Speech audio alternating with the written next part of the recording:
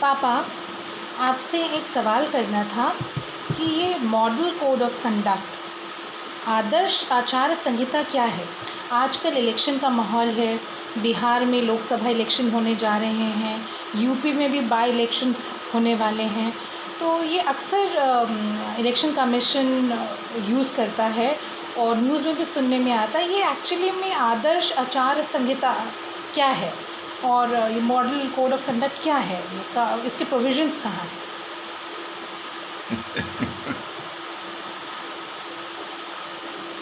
आदर्श आचार संहिता बेटा, by necessary implication,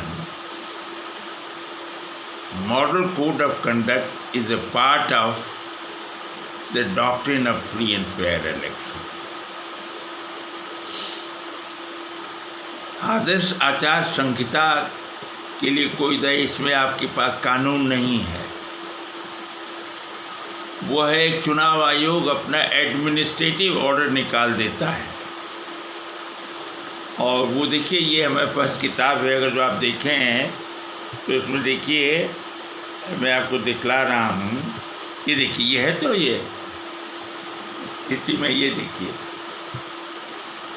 ये है आदर्श आचार संहिता। देखिए इसके हेडिंग्स क्या क्या है। तो basically it flows from the doctrine of free and fair election. स्वतंत्र और निष्पक्ष चुनाव के जो सिद्धांत हैं उसके अंदर इसको लिया जा सकता है, उसी के आधार पर ये चुनाव आयोग जारी करता है। बेसिकली ये जो मॉडल कोड ऑफ कंडक्ट, जिसे आदर्श आचार संहिता कहा जाता है, प्राइमरीली ये राजनीतिक पार्टियां और उनके द्वारा खड़े किए गए कैंडिडेट्स के एक्टिविटीज़ को नियंत्रण करने के लिए है। आप देख लें, अदरवाइज इसका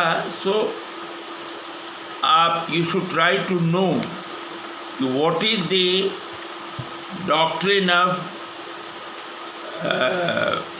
free and fair election. That is important, that is legal, that has a force of law, and that has been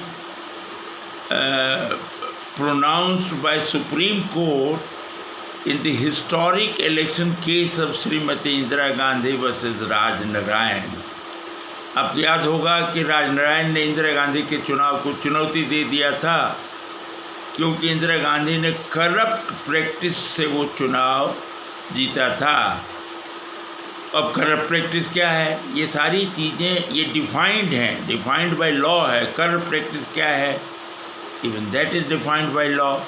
तो मॉडल कोड ऑफ कंडक्ट या आदर्श चुनाव संहिता का कोई स्टैट्यूटरी अर्थात विधायी डेफिनेशन नहीं है।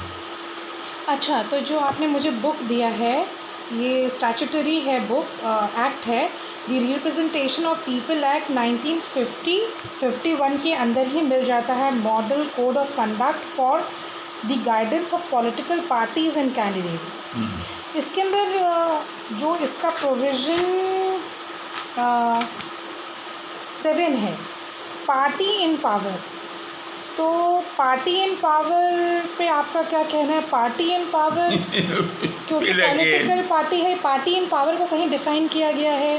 पार्टी, अब अगेन आप तो लॉयर हैं। ये सवाल पूछने का कारण ये है कि अगर आप आजकल के न्यूज़ देखें तो कहते हैं एनडीए गवर्नमेंट, और पार्टी इन पावर ये वही पार्टी है जो रजिस्टर्ड है, वो पावर में है। ये एनडीए गवर्नमेंट जो आती है अलायंस बन के, कन्फ्यूजन है। ये क्या क्या कहना चाहिए? पॉलिटिकल पार्टी को रेफर कर रहे हैं जो रजिस्टर्ड है। तो अगर जो मैं प्रैक्टिकली कहूँ तो जो इलेक्शन हो रहा है या पास में हुआ है, कानून के तहत तो इलेक्शन होता है असेंबली और लोकसभा के सदस्य को चुनने के लिए। लेकिन चुनाव का जो तरीका चुनाव आयोग ने अपनाया है वो बेसिकली संसद को कैप्चर करने के लिए चुनाव हो रहा है। अब सेंसर को संसद को या असेंबली को आप कैसे कैप्चर करेंगे या कर सकते हैं? तो जब संविधान में जाइएगा तो एक आर्टिकल 81 है, उसमें आपकी लोकसभा की संरचना का कॉन्स्टिट्यूशनल मैंडेट है। दूसरा देखें आर्टिकल 170 है, वो असेंबली की संरचना है। उसमें बताया गया है कि असेंबली का गठन कैसे किया जाएगा। तो ये जितने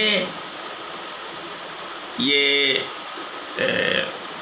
कॉन्स्टिट्यूशनल बॉडीज हैं like Lok Sabha and assembly, they are based on the population of the states and not on the basis of the political party। बल्कि political party को तो एक नहीं अनेकों सब्सटैंटिव प्रोविजंस हैं संविधान में और एक्ट में कि पार्टियों को चुनाव प्रक्रिया से बाहर रखा जाएगा। कहने का मतलब है कि आप ये कहना चाहते हैं कि संसद को कैप्चर करने के लिए इलेक्शन कमीशन ने पार्टी को बनाया। Yes, मतलब शायद वो इन प्रक्रियाओं के द्वारा, इन ऑर्डर्स या इन अमेंडमेंट्स के द्वारा सांसदों को कैप्चर कर लेते हैं तो संसद उनके कंट्रोल में। इसलिए तो सीट बेसिकली जिसके लिए चुनाव होता है वो सीट तो नागरिकों की सीट है, लेकिन इस सीट को कैसे कैप्चर किया जाए। तो जैसे कि मान लीजिए यूपी में 80 पार्लियामेंट्री सीट्स हैं, तो 80 सीट्स के लिए 80 पार्लियामेंट्री कॉन्स्टिट्यूएंसीज हैं यूपी में। ओके, दूसरा देखिए यूपी में असेंबली की 403 सीटें हैं, ये सीटें नागरिकों की हैं और 403 असेंबली कॉन्स्टिट्यूएंसीज हैं, तो सीट नागरिकों की है और पार्टियां अपना गठबंधन बना के आपस में बांट रही है। देखिए ये लूट मचा हुआ है नागरिकों। तो जो चुनाव प्रक्रिया जिस तरीके से है उस प्रोविजंस को देखें तो आपको साफ पता चल जाएगा कि ये चुनाव एक मेरली मजाक है, ये खाना पूर्ति है, बस एक टेक्निकली खाना पूर्ति हो गया कि साहब हमने चुनाव करवा दिया। अब एक चुनाव से कॉन्स्टिट्यूएंसीज का पॉपुलर विल पता लगना चाहिए कि फलाना कॉन्स्टिट्यूएंसी से, जैसे मैं 35 पार्लियामेंट्री लखनऊ पार्लियामेंट्री कॉन्स्टिट्यूएंसी का मैं इलेक्टर हूँ, उसी का हिस्सा है 169 बक्सी का तालाब असेंबली कॉन्स्टिट्यूएंसी का मैं हिस्सा हूँ।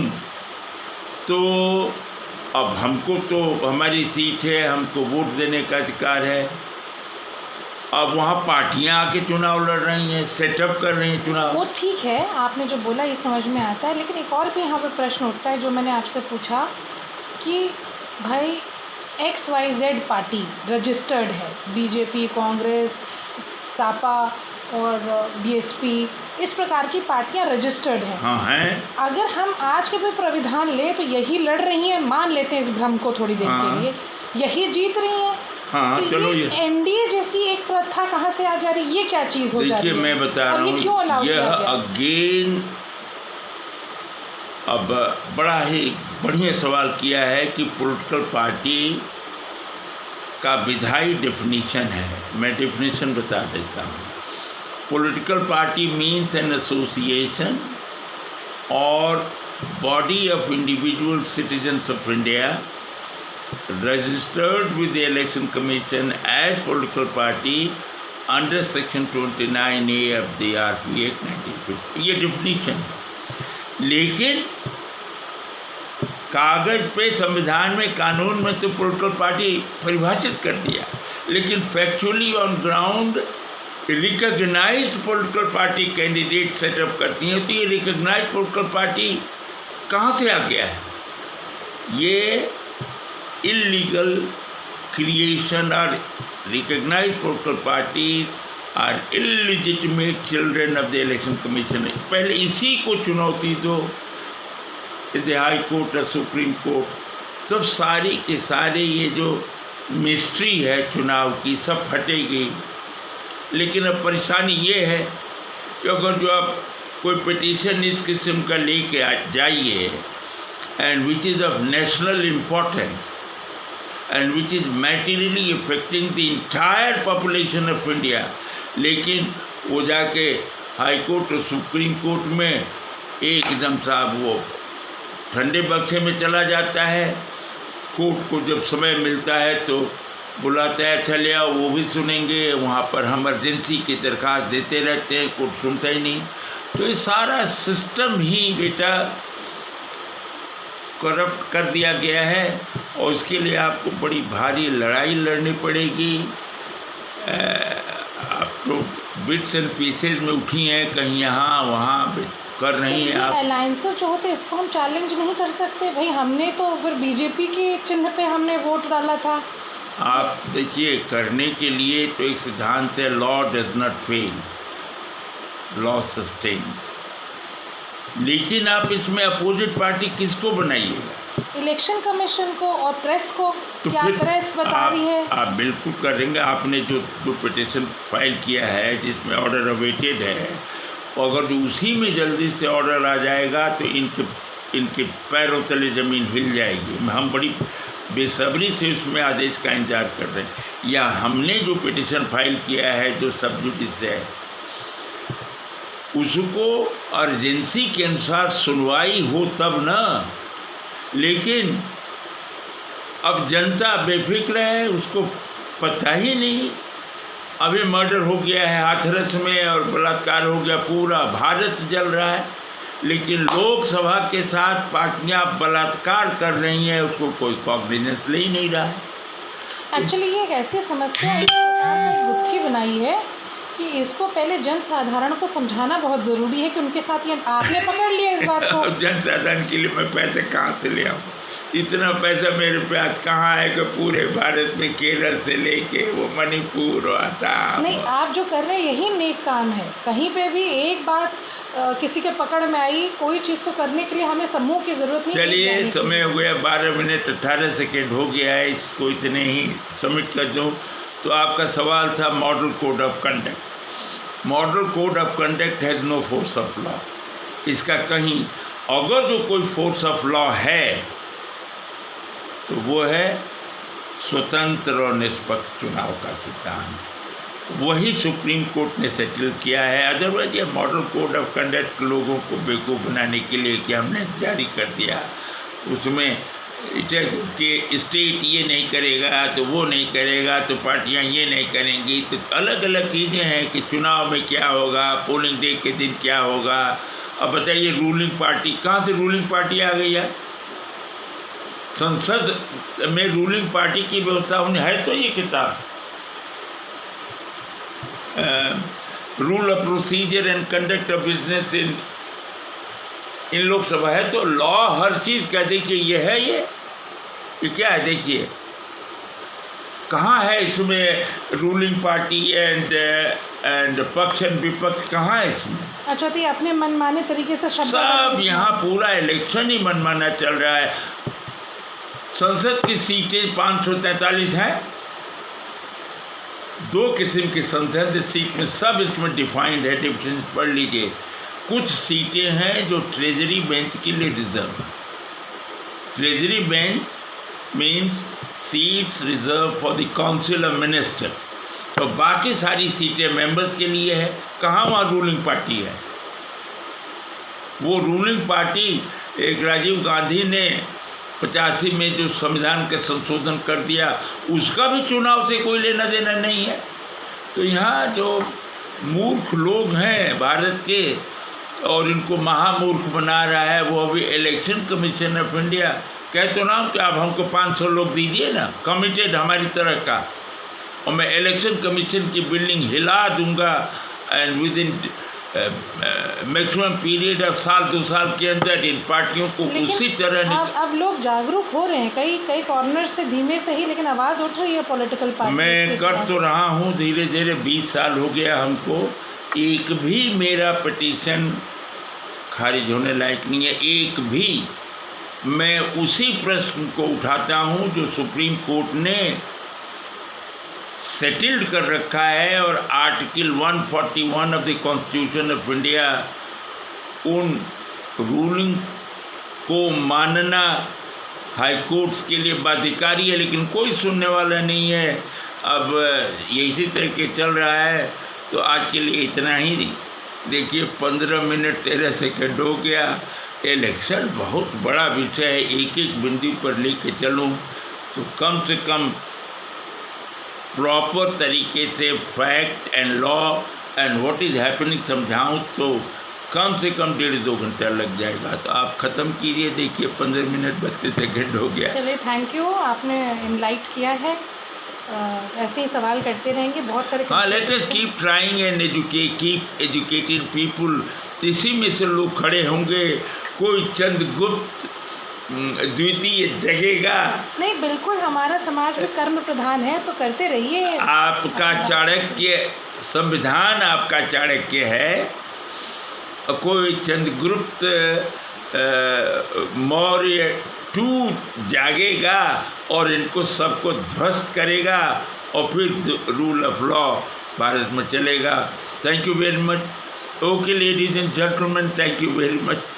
मैं और मेरी बेटी श्रद्धा त्रिपाठी इलाहाबाद हाई कोर्ट में प्रैक्टिस करती है बेचारी, और लगी हुई है इस दिन में। अभी एक पिटीशन और तैयार कर रही है। एक पिटीशन मेरा भी बन रहा है। हम लोग अपने पैसे से चाह रहे हैं कि भारत में रूल ऑफ लॉ चले और पार्टियों की हुकूमत, रूलिंग पार्टी का कॉन्सेप्ट ख़त्म हो। और जब रूलिंग पार्टी नामक कॉन्सेप्ट ख़त्म होगा तभी आपके अच्छे दिन आएंगे, वरना आपको बुरे दिन में ही जीते रहना पड़ेगा। Thank you very much. All the best. Thank you.